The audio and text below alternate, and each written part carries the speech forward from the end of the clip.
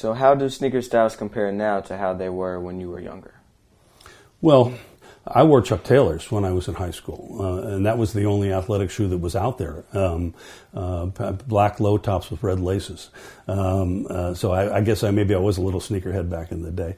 But you know, the technology has just become so advanced. I think one of the interesting things is the advances in manufacturing, and then secondly, the refinement of styles and activities. I remember when cross-training shoes came out. No one had ever heard of a cross-trainer. No one ever thought of the idea of a cross-trainer. And suddenly, for a period of time, it was the biggest footwear category in the marketplace.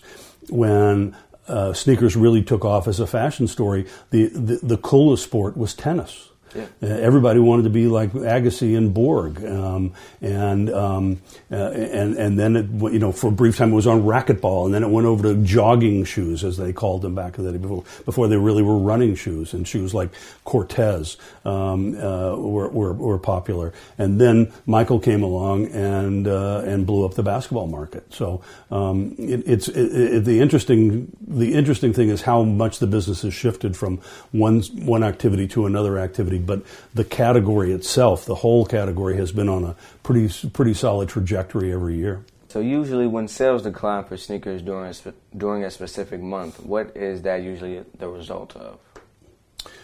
Well, I think you've got fashion shifts, obviously.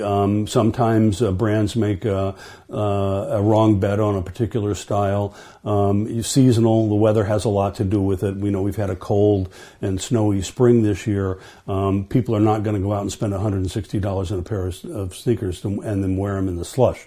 So they're waiting for the weather to warm up. And as the weather has turned more seasonable, we've seen the business come back. So there are a lot of factors. The peak seasons are Christmas. That's the week before and the week after Christmas are the two biggest weeks of the year for athletic shoe sales. Back to school is always important. NBA All-Star Weekend is very important for introductions of new basketball shoes.